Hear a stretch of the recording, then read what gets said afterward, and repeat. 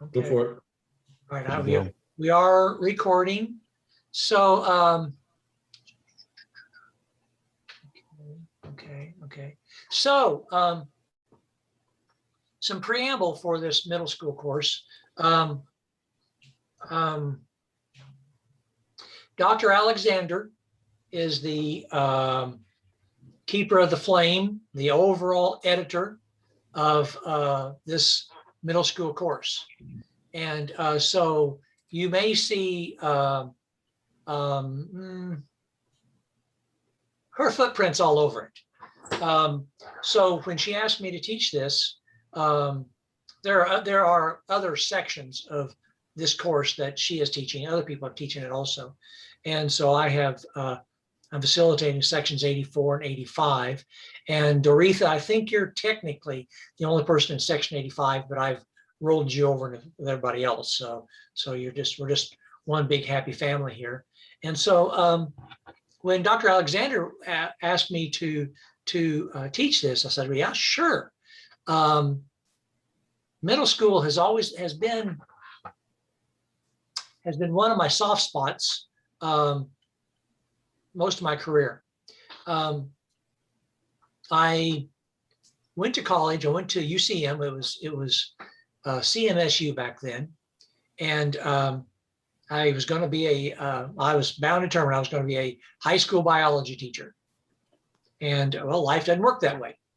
And it worked out that the way karma works is that Brookfield Middle School needed a science teacher.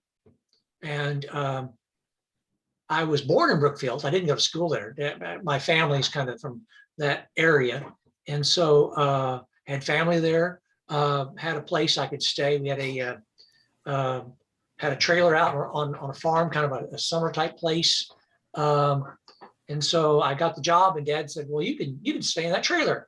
And I thought, I had that all, I was going to do that all along. So the first 6 years of my career, I was a middle school science teacher.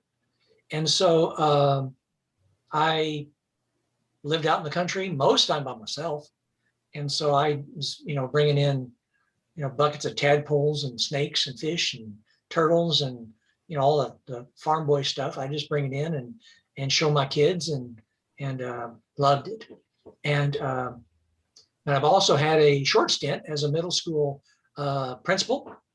And so any chance I get to go into middle schools, I always jump at that.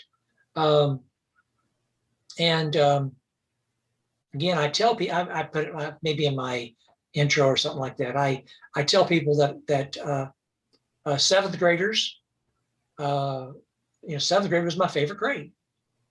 And yes, a lot of people would look at me like, you're just crazy. Because I and in the undergrad classes I teach, some of those kids, I call them kids, are aiming at going into being a middle level educator. And I say, and it's a whole concept behind this class. Middle level education is a different animal, in a good way, in my opinion, than elementary and high school. It is not elementary. It is not high school. And it's pretty easy to call up articles about the history of middle schools and how they used to be junior highs. And really, when I was teaching, the middle school that I was teaching in was really junior high. We didn't do much teaming. We didn't do a lot of interdisciplinary. And so, at the time, I didn't think anything of it. At the time, I tried to lecture all the time to my kids. I didn't know any different. And I learned by default how that just didn't work. And so I learned to do groupings and projects and some of the stuff that is more prevalent now. But the whole concept of middle level education is to officially, completely acknowledge that the kids are different, their needs are different, and the people that excel teaching in that world are a little different. Okay. I say it's good to be goofy, and good middle level educators are a little goofy in a good way. And I learned to juggle for my kids. I used to go to the Missouri Middle School Association conference, and the very last breakout was teach us how to juggle. I have no idea why. So I went to that, and that's kind of fun. So when I went back to school back on Monday, last 30 seconds of class, I'd tell my kids, hey, let me show you something I learned. And it was just a hook. And so I've taught some undergrad middle level educator classes. And I said, if you really want to be a middle level educator, find a hook. Mine was juggling. And I would have kids 10 years later remember me, not because I taught them how to spell photosynthesis or something like that. It's, oh, you juggled in class. Yeah. So that was my approach. And everybody needs their own approach. So it's okay to be a little bit goofy when you're working in middle level education. I would also tell my undergrad kids that we'd be sending them out to a practicum experience, and I say, I want you to come back smelling like 7th graders. And they kind of go, what are you talking about? Well, if you've ever been in a room full of 7th grade boys, you know what I'm talking about. Okay. It smells of Axe. It smells of Beano. It smells of underarm. It smells of hormones. And Doretha, you're nodding your head because I think you seem to know what I'm talking about. And people that work in middle schools, they know exactly what you're talking about. Dr. Gordon, I've taught middle school PE. There you go. My 15th year. Yes. Eating lunch in the locker room, my office. People come down like, how do you stand that? You just become immune to it, but it is a funk for sure. It is. But it comes to the territory. If you're standing in a middle school hallway and during changing time, it's kind of the same thing. And you just embrace it. Yeah. And you just embrace it. You embrace their needs. And so Dorothea, you're nodding your head a lot. Tell us. I taught middle school for 3 years. Yes. And they didn't know if they wanted to be babies or if they wanted to be adults. One minute they want to be grown and sassy. The next minute I'm telling my mom, I'm telling my dad. So they were just all over the place. Yes. Yep. I was driving someplace yesterday and I saw 2 boys cross the street on bicycles. Mm-hmm. And one boy looked like he was 6'3". Another boy looked like he was 3'6". And I knew they were both probably 8th graders. Yeah. And so that is just kind of how middle school is. Yeah. And so in this course, and you'll see when I facilitate conversations around this world of middle level education, I spend a lot of time with the Association of Middle Level Educators, the AMLE.org. Great website. And so you'll see that one of the first things I'm asking you to do is to dive into the concepts behind their document, This We Believe. And so, and you'll see, you'll see. And so I've used that document as I have conversations with people, tell me about your middle school, using that document as the framework. And so I use the AMLE.org webpage because there's resources. There's resources by topic.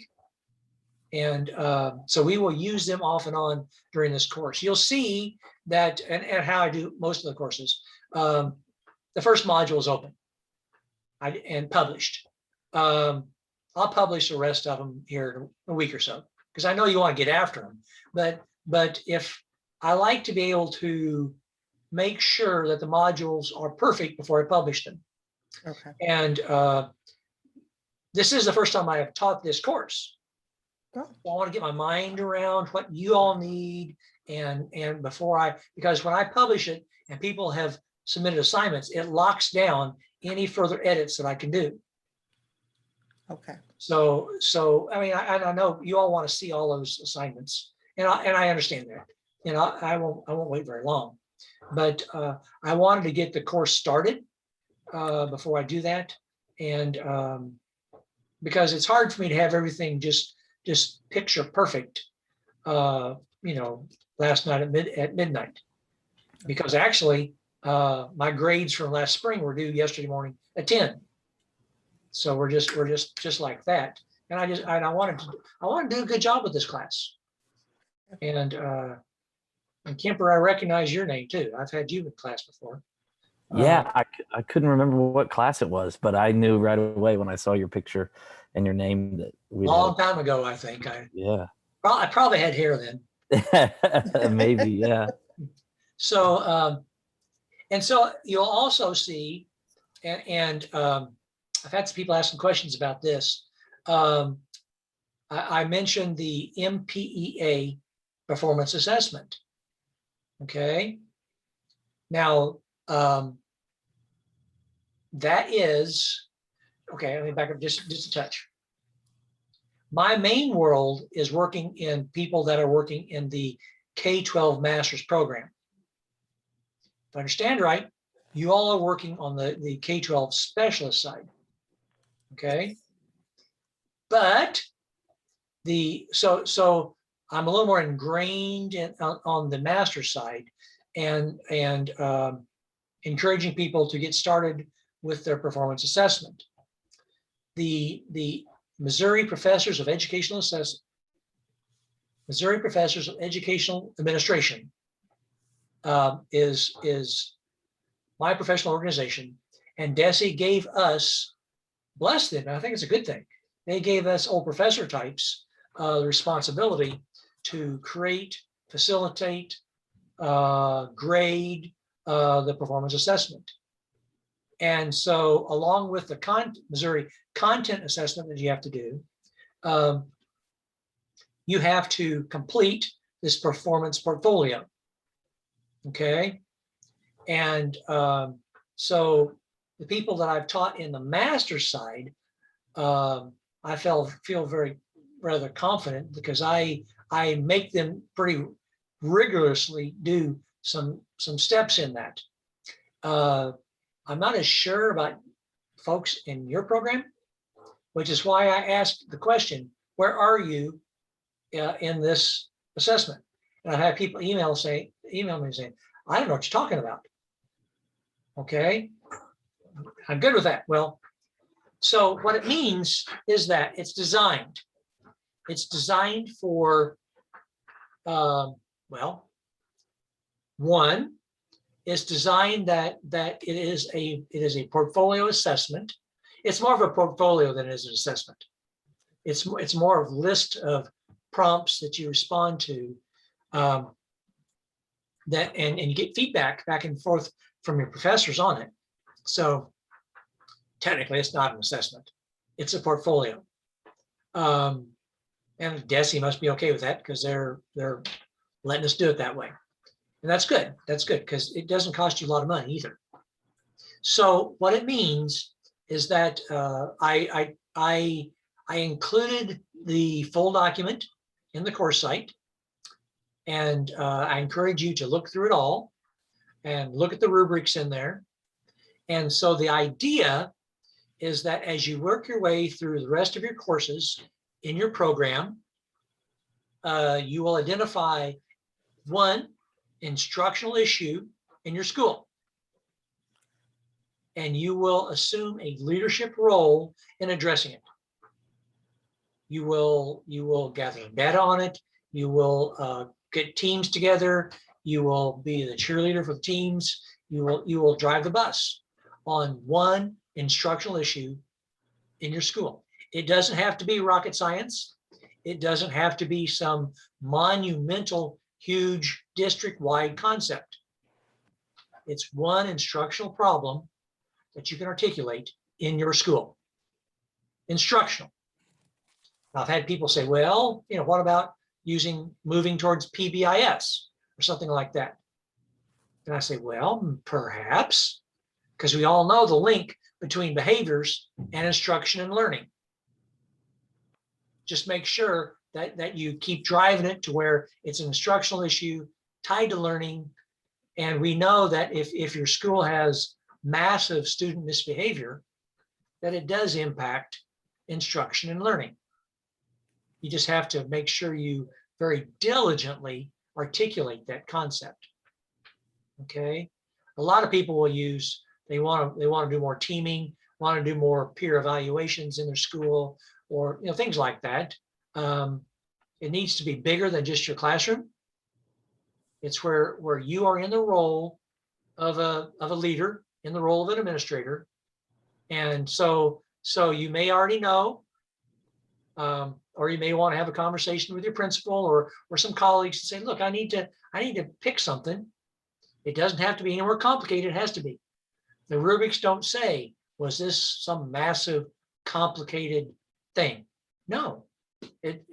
So my advice is to look at the rubrics, look at the artifacts you're going to have to attach, okay, and make it something that you can get your mind around, something that you can do in the course of your weeks at school. It just flows. Something that needs to be done, and you think, man, whatever it is has bugged me. This needs fixed. Now you have an excuse to do it. And a good principal would say, James, have at it.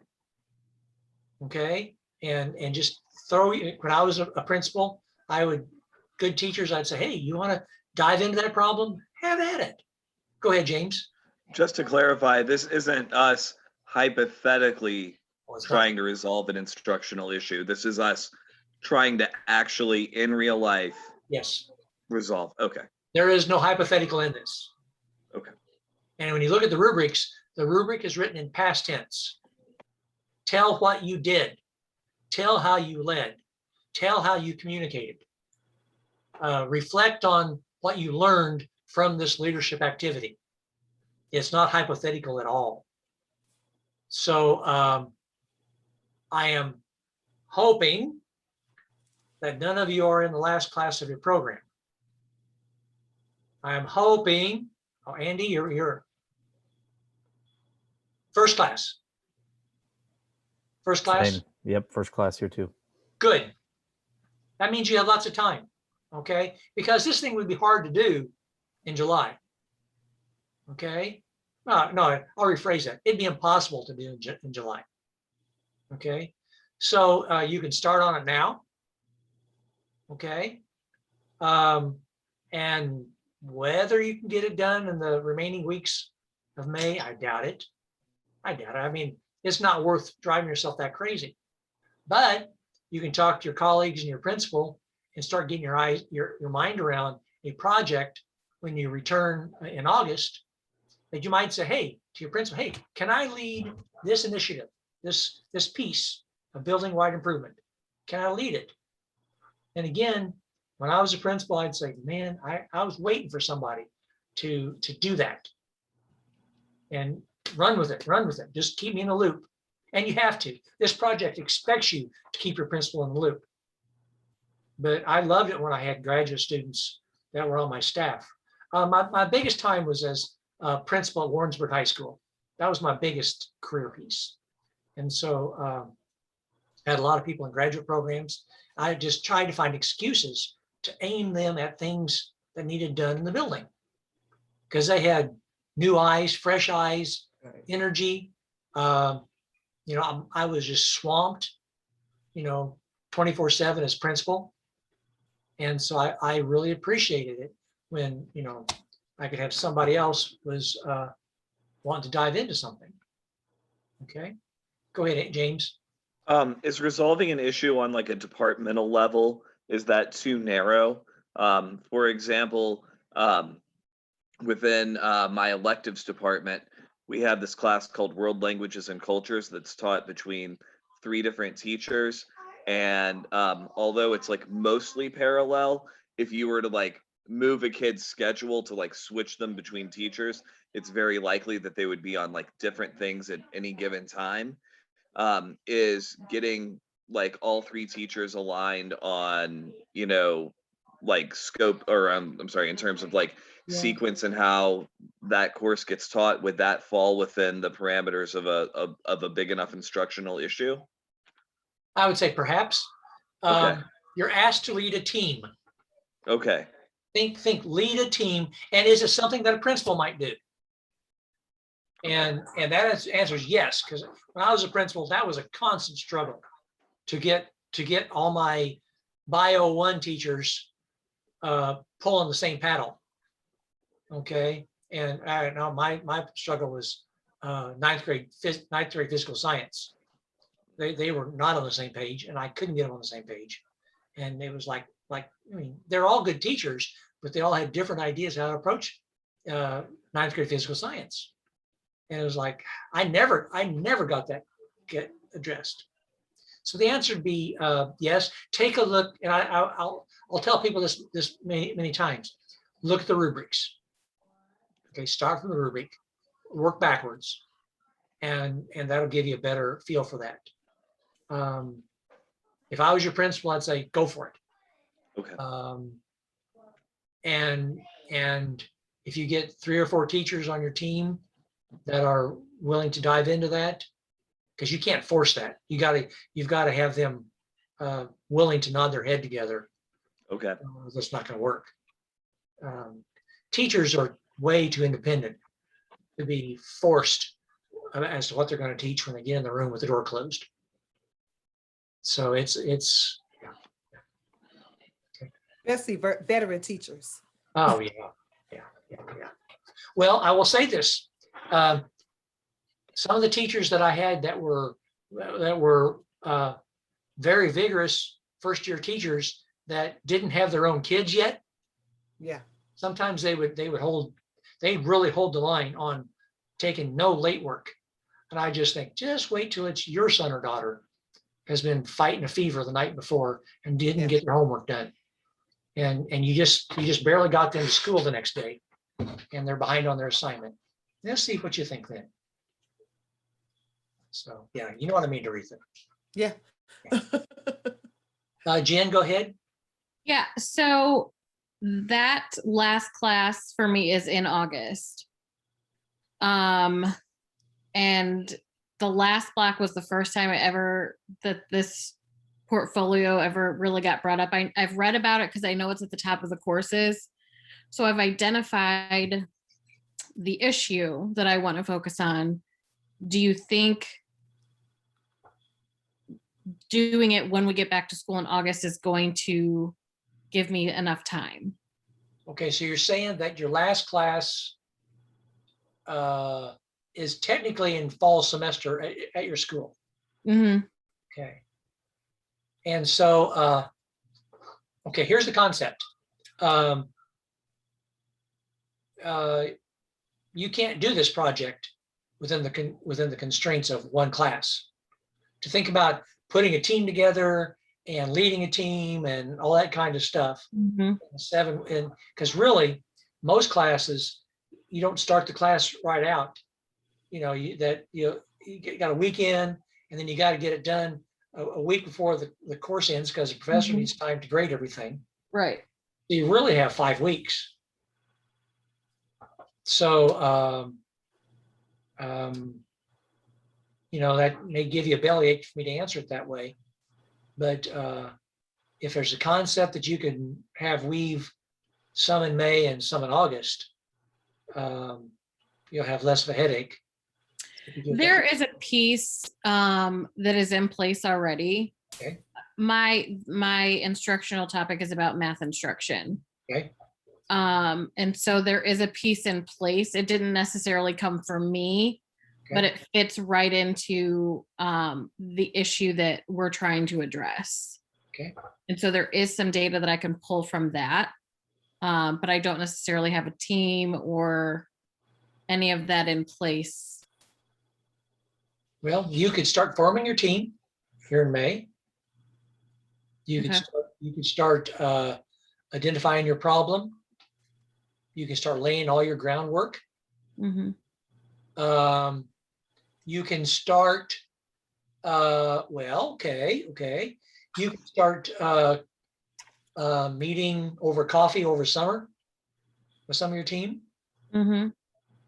So that you can hit the ground running the first day of school, middle of August. Okay. That's actually not a bad way to look at it. Well, and I know my principal, like I ran this by her for when I was doing it. So I think that she would be more than willing to give me time, even like when we come back to school, like those first days or whatever of professional development, things like that. Actually, I kind of like the sound of that. Yeah. That's a natural time. That's a natural time for getting something off the ground new. Mhm. May, I know you all are brain dead in May. And I used to teach with a guy who'd walk around in May just muttering, I hate kids, I hate kids, I hate kids. And he didn't really. He just we get worn down. And Yeah. you just want as a principal, I just want to get through May with a roof on the building. And then when your seniors leave, you start to relax a little bit. And then you get to the last days of school and you relax a little bit more. So, Okay. so yes, so Andy, you have lots of time to be working on this. Okay. And Yeah, well, my question is, my direction that I'm going right now is towards the athletic director, okay, like avenue. Okay. And I teach down here in Liberty, and we've got, big athletic department. I'm the men's tennis coach, and Okay. I didn't know if that could be, with my performance and assessment, if it could like be something more athletic department wise. Could it take that angle, or should it be more in the building type thing? you don't want to get yourself off the reservation when it comes to this assessment. Okay. This assessment talks about an instructional issue. Okay. And just so you know, I live in Liberty. You should have came out and watched the Blue Jays play the Eagles today in tennis. Well, So I saw them getting ready to play. They were playing soccer. Yeah. I live over here by the middle school. Mhm. I saw them playing soccer today. Did you guys win? We did district Nice. Ah, congrats, man. 6 in a row. Congratulations. Wow. So we get to play Rockhurst on Monday, which is our kryptonite. Those kids that live over in Johnson County are really good. So yeah, just your goal, Andy, is to pass this. Copy Okay. that. Don't get over here. Don't get over here. No, I know. Think it. Don't get smart with it. At my building, I teach at Heritage Middle School, the old junior high. And our Scott Carr, who's our principal, is retiring this year. And we're getting a new principal, Dr. Allegri. She's over at Maple Park, Reagan. And so I've met her on Zoom one time, you know what I mean? So I'll have time to kind of formulate that. But I was just thinking on the top of my head, just some ideas. So it's no big deal. Keep it straightforward. The rubric asks for it to be an instructional issue. Okay. Okay. And so again, keep it straightforward, keep it concise. Doesn't have to drive you crazy. If you pick something that is interesting to you, so it's not a chore that you enjoy doing. So okay, that's my take there. Okay. I have a question. Next school year, I will have a new position. I will be the literacy coach.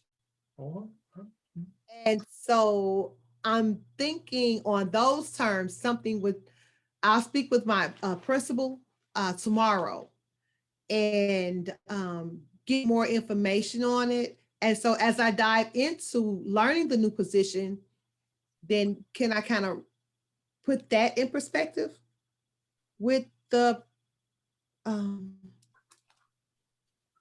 yeah, the, Well, yes, of course you can. This is your project.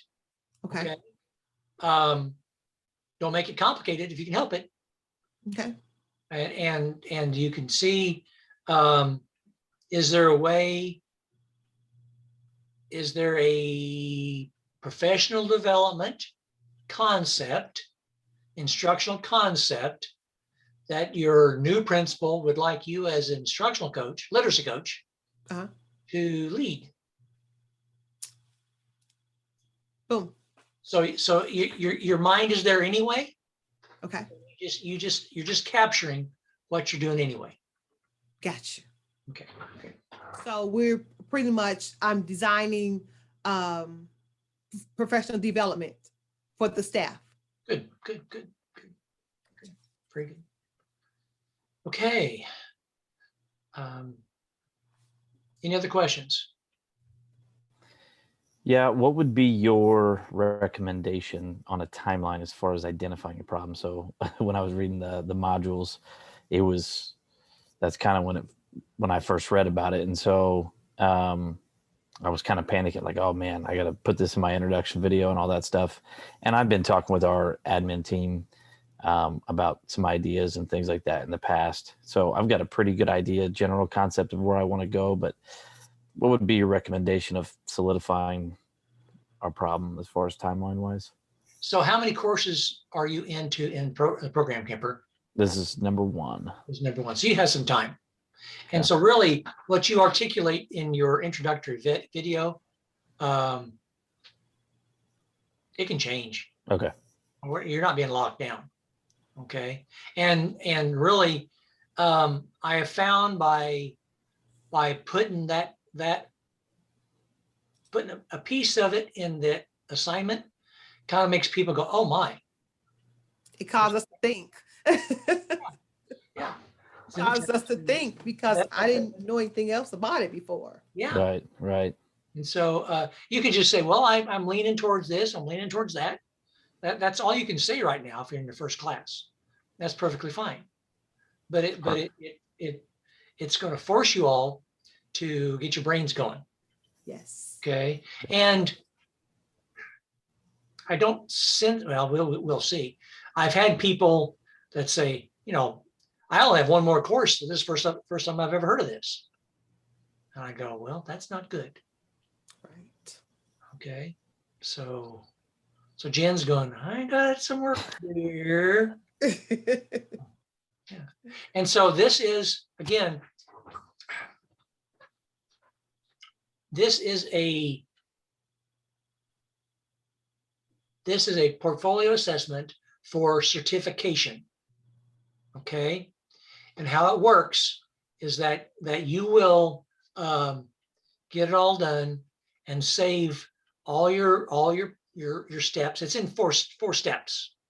Okay. And there's artifacts involved, and you get it all into one document, save it as a PDF. Okay. And in your program, I think it's called Practicum, your very last class. And that's where you will finalize, upload, finish it all up in your very, very last class. And then whoever's teaching that class with you, it might be me. Dr. Alexander hasn't asked me yet. And that professor will be your first grader, your first scorer. And then when you're ready to have all your steps done for certification, you finished your program, you've passed the MOCA, you've done all these things, then you will take that PDF and you'll get it back to the university, probably back to Dr. Alexander, I think, and she'll give it to another professor to be score 2. Okay. DESE, it will expect your performance assessment to be scored 2 times. Okay. And again, you'll have feedback from professors on it. That's why I say it's not really an assessment. It's a performance portfolio, authentic, portfolio assessment, which really I think is a pretty good idea. It's a good concept. Yeah. Okay. Now I the really- mocha. Oh, I'm sorry. sorry. I'm saying the mocha. Is Yes. that Missouri content assessment okay? in the state of Missouri. It doesn't matter what new certification you want. There's a MOCA for that. Okay. Okay. They say, here's the phrase, there's an app for that. There's a MOCA for that. Okay. Okay. And I think the administration one is 072 for you all. Okay. But I think it's changing in August to 080. Okay. It doesn't mean, it is what it is. And there's a cost to the Missouri content assessment. It's not like, when I was getting my first principal certificate a zillion years ago, I had to pay $500 for an assessment center. I had to spend 2 days in Jeff City doing all this stuff and these interviews and these in-basket activities and leaderless groups, and it was awful. And so it's not like that. I think the second read that you'll have to do for the MPEA assessment costs you $25. So it's not an expensive process for you all anymore. Okay. Grad school is not cheap. It's not easy. It's not convenient. Right? Right. Yeah. But That's the truth. I had to drive back and forth in a covered wagon to go to class. Actually, I kind of did, because I was assistant principal at Hannibal High School when I was working on my specialist, and getting my specialist at Mizzou. And those were all face-to-face classes. So every summer, 4 or 5 of us pile in the car and head down there every day all summer. And just what we did. Then I was working on my doc program at Mizzou. My classes were usually Thursday nights. And, then, so I'd get home about midnight, Thursday night. And you know what Fridays are like at high schools in the fall? They were the long days of home football games and that kind of stuff. So just be exhausted by Saturday. And it's just part of the territory. And I really, I was a different versions of a principal 19 years. And, I would get up, I'd be at school before 7 o'clock in the morning, pretty regularly, be there till 5, run home, put on a fresh shirt, maybe put on some comfortable shoes, go right back to school for an evening activity. I did that 2-3 times a week for 19 years. So for most of that time, most of those years, those 19 years, I was almost never home on a Friday night in the fall because I was at a football game someplace. And that just comes with the territory. And so I think about the sheer number of hours I put in as a principal. And, I still have dreams. I'm a principal again. But I think, man, I don't have, I don't know how I had the energy for that. Well, I was 30 years old too. Oh, yeah. Big difference. And, I miss being in schools. I miss being around kids. I don't miss those hours. Right. I don't miss the stress of it. There were times when I was dealing with things that were really stressful. And I don't miss that at all. I don't miss the worry. I used to really worry as being a principal. I worried about every molecule at my school. I also knew if there was ever an active shooter, they'd take the big guy with a white shirt and tie out first. I never liked thinking about that. If you think about the emergency plans in the schools, they never say where the principal's going to be. You ever think about that? You cannot be in your office under your desk if someone is threatening your school. That's not where society expects you to be. So, because I knew that principals move towards loud sounds. Yeah. And that comes the territory. I would tell my assistant principals, be careful about running, because teachers and kids don't like to see assistant principals running down the hallway. Okay, that scares everybody. Yeah. So you run, you get in, when you get by a classroom, you stop running, you walk real fast and you run some more. Then you walk, then you start running. That's what you do, because you know that everybody's seeing. If the principal's upset, everybody gets upset. So anyway, Dr. Gordon, you get me all pumped up to be a principal, man. you got to know what you're getting into. You know, when I was a principal when I was 29 years old, and my dad, my brother were principals, and so I had a fairly good idea, but you don't know. You know, we try our best to prepare you for that, but nothing prepares you for really. And I was a small school, high school principal. So I'd never been an assistant principal. I just right after it. And the principal is responsible for every molecule at school. And I gave up tenure to be a principal too. Think that one through. My dad was an elementary school principal growing up, and he retired the year I graduated from high school. And whenever we drive by, we're from Excelsior, one of the elementaries there in Excelsior. And every time he'd drive by after he retired, he'd point at the school and go, "Not my problem." He's just like it was for the longest time, not my problem. So, and it wears on you, you know. And It does. It does. but he loved going to Walmart, and little kids coming up and yelling at Mr. Schneider and grabbing his leg and high five, you know, like all that goes with it. But when he was done, it was like done. It was really, the kids rarely caused me much stress. And in my 19 years, only twice did I ever think a kid was really going to physically try me. And they were drunk both times. You get that crazy look in their eye and you realize, okay, I'm not stepping closer to this kid. Yeah. That comes to the territory. It would be bluntly teachers doing boneheaded things. It might be parents that are blowing their top coming in the office, that kind of stuff. Yeah. So yes, Kemper, you need to be aware of what you're getting into. And No, I get it. and I will tell you also, there is a huge shift, because I was a small school principal in two different places before I became assistant principal at Hannibal.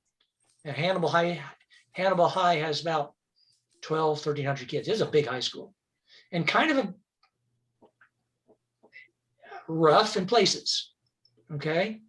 And so, but as an assistant principal, the buck does not stop with you. You can just pass it on, you know, to the lead principal. Now, and then when I became principal at Warrensburg, I had probably 9 or 10 years of administrative experience before I became the lead principal in Warrensburg. And so I've been a small school principal, assistant principal, and I knew I wanted my assistant principals to slow that buck down as much as they could before it got to me. And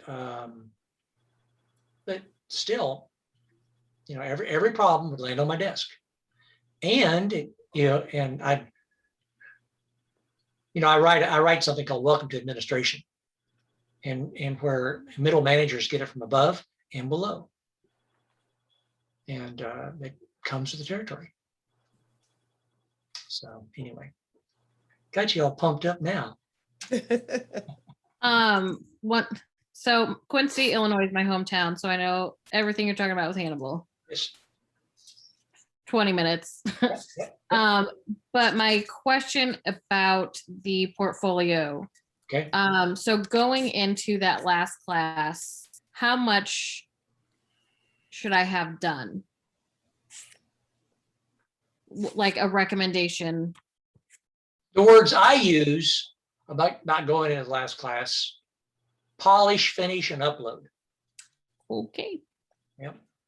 Because, well, we know it's hard to lead an initiative in 4 or 5 weeks. Mm-hmm. Okay, not impossible, but the rubric is written in past tense. Mm-hmm. I have no better way to put it, but the rubric is written in past tense and it's not hypothetical. Okay, Yep. so Jen, where do you teach now? In Kirkwood. Okay, okay. I And taught in Quincy for a long time, but Kirkwood. okay, and Andy, you're at Heritage here in Liberty. My dad was a Kirkwood pioneer, so. Yep. James, Yep. where do you work? Heritage and Liberty. I teach in St. Charles. I teach at Hardin Middle School, and I live in Glendale, just right, but we're right on the other side of the boundary. yeah. My kids go to Webster Grove schools, Yeah. and I teach Spanish. Okay, Kemper, where do you work? Plattsburgh High School.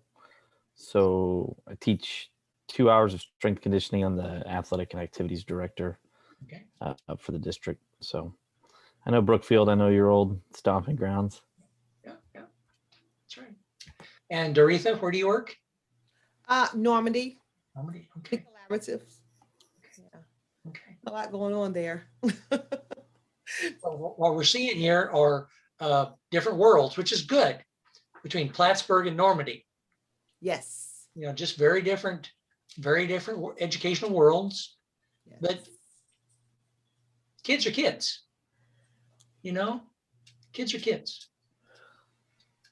So, and they all have issues. They all have issues. I used to teach in South Korea, and so many of like the same problems that our kids have, my Korean students had. Like I went into it expecting them to be like, I don't know, like I guess, I always hear about the Korean education system, and I expected them to be like, all, school robots, and to some extent they were. But my Korean students slept in class so much more than my American students.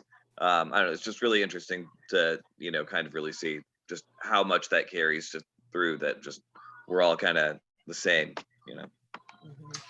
The one thing we will talk about in this class is that the middle level student, the biological needs, the developmental steps, the social, emotional, physical, where the kids are, probably doesn't matter whether they're in Korea or Plattsburgh. Okay, hormones are hormones. Yeah. And so that, I think that's a common thread that we will see as we have these conversations about middle level kids, transcendent kids in transition. There's all kinds of ways you can put them. Middle level learners, squirrels. Yeah.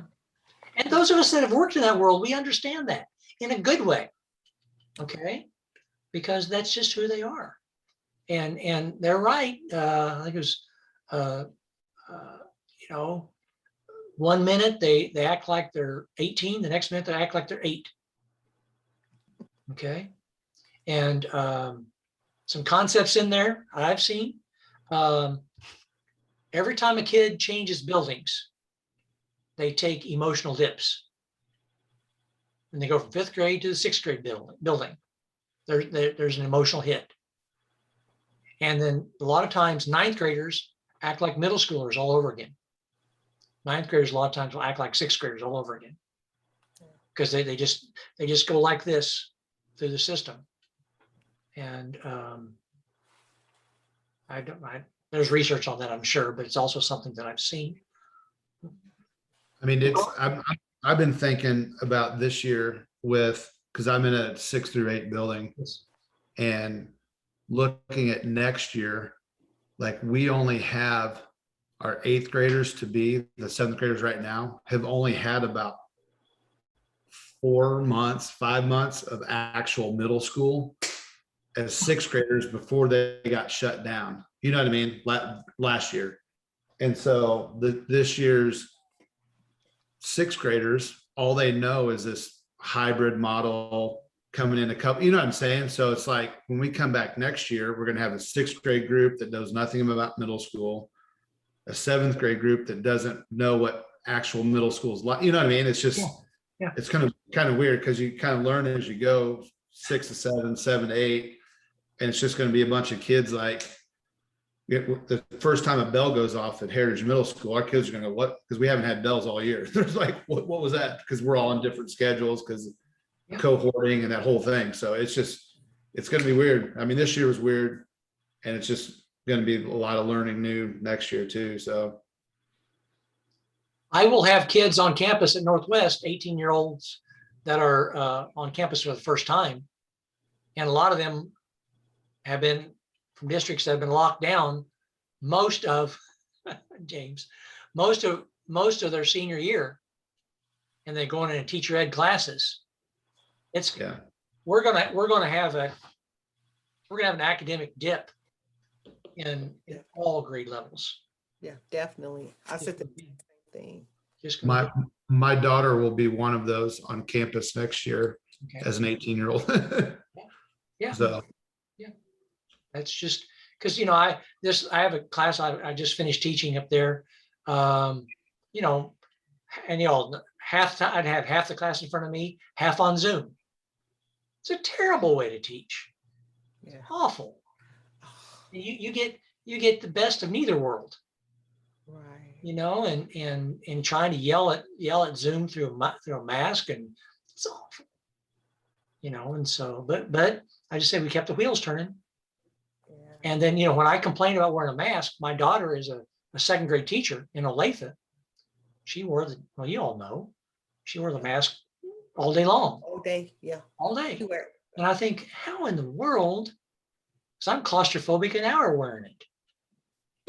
And my assistant tennis coach has an amazing tan line mask right now. Like, it is, I told him he's gonna have to grow a beard or something, 'cause it is bad, because he wears the same mask every day, the same style. Yeah. And it's rough. But it's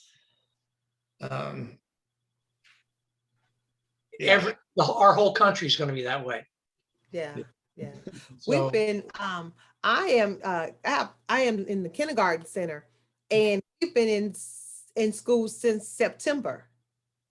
And we have the kindergartens and pre-K, they're wearing their masks, wearing the mask, and I'm the reading specialist now. And so we have teachers that teach on Zoom. And so I will go into their classroom through my computer to do RTI with them. And it's so frustrating, because I'm trying to teach and they're looking at TV, they're flipping, they're playing around. Their people in their homes have the TV sky high. And you want to know, how come these kids do not know anything?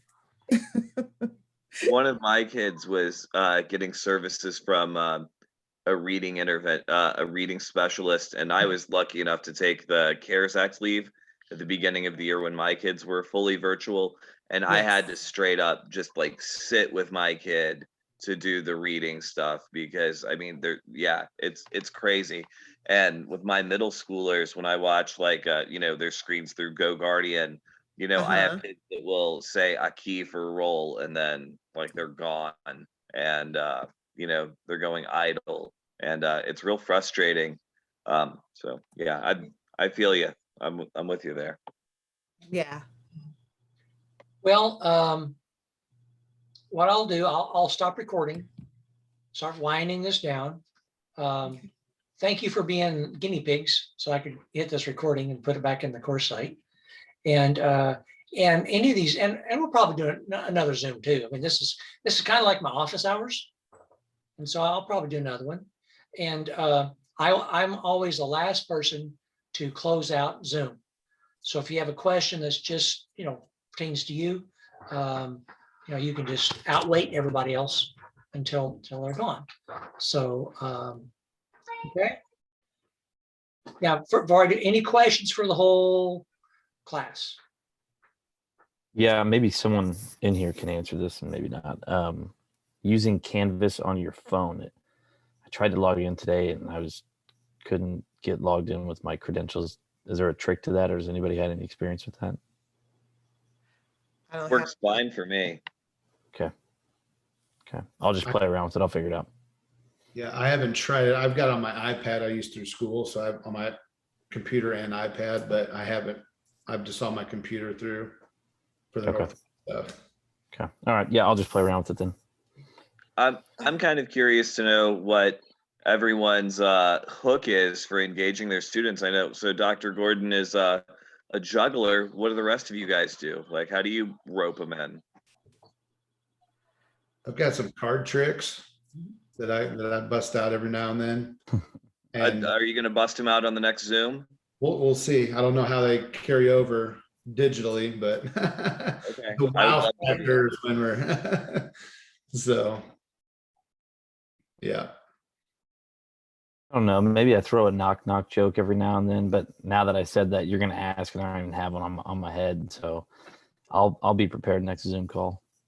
you know what? I have stuffed animals when I go to the pre-K. And if I'm going to read a book about rabbits, I may have a rabbit, a stuffed animal rabbit.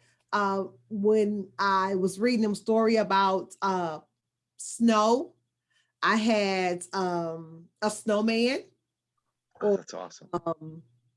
What else I had? Just different things like that. It depends on what I'm teaching and what I what I want to talk to the kids about. So Jen, your turn. So I teach fifth graders, and they are totally like ready for middle school at this point. Like that's how they're acting like they're ready for high school, but with lots of jokes, kidding, teasing, playing, that relationship piece with them is good.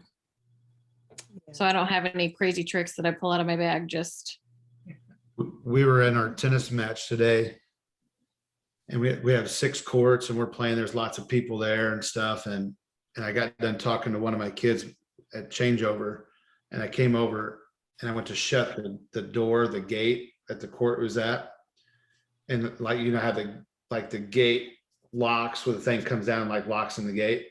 Well, the latch was tight. It was like kind of pinched in.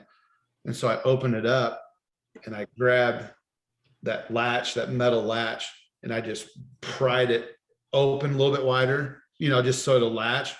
And I looked over, and one of my former students who's now in high school was looking at me. He's like, I go, that was steel. And his jaw was like, strong. I can't believe you just bent it. He's like, did anybody else see that? And so I go, don't forget that, Cooper. And just like walked off.